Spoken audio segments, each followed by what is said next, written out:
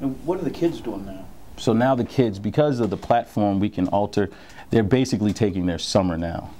So they can take their summer now and then start school later and then go through the summer in this weather, huh? Yeah, I'm an idiot. But I mean, my hands were tied because now, and the parents are understanding and they can still go online and take their courses and all that. And all that's NCAA certified, so they can still be eligible to play college football.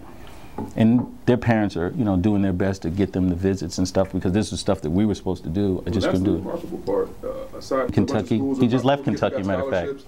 I mean, I was shocked by that. Well, the thing that hurts is that Kentucky came to the church to visit two of the players. Oh, really? And when they knocked on the door, they said, when they knocked on the door, they said, there's no kids here, there's no school, that was all a fraud.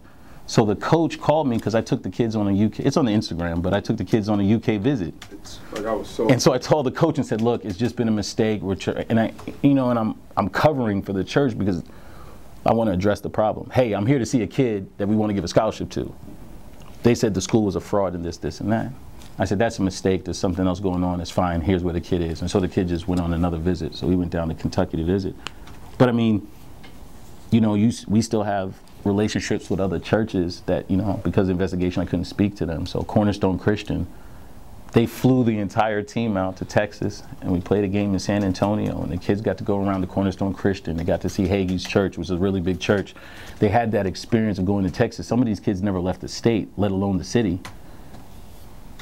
Or I guess left the city, let alone the state. And so they flew us all down there because they understood what was going on. And so we went down there and we had a great game down there, and they got a good experience of traveling to San Antonio and the Alamo and everything else that you do in San Antonio.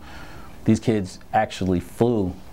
So that's the part of it when you talk about a program. The thing that Josh Harris, that played for Bowling Green, for the Heisman, he said it best. He said, what was able to be accomplished with no funding, no support, while getting dragged through the media is the only thing that makes me smile. Because at the time, it's day by day, just trying to make it through the day, one step at a time. But it's when you look back and get to look at the view of climbing the mountain that's the most important. It was almost a miracle how we did it. Because I don't, you know, every day it's something. Every day was, first thing I would do is wake up in the morning and find somebody who could make us lunch. Who can make us lunch that I know? And I just called every day, and you know, it's 1 day, 2 days, 3 days, 8 days, 12 days, 20 days, 30 days, and you get to the point where you're like, there's no way I could wake up in the morning and find somebody else to make us lunch today for 60 kids. There's just no way. And every day, somebody agreed.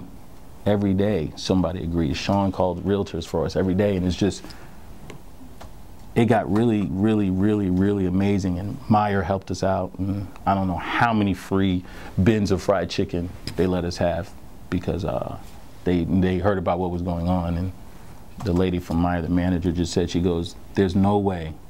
She was like, you did all of this and you're doing all this and you stole from the church. She was like, I just don't believe it. She goes, you know, she goes, I can see you out there on the field yelling and screaming, and there's kids whose parents have died. We had one player whose brother was killed. I mean, there's so many emotional issues going on, and you're trying to keep that all in check while keeping myself in check, while making sure that we don't say too much, because I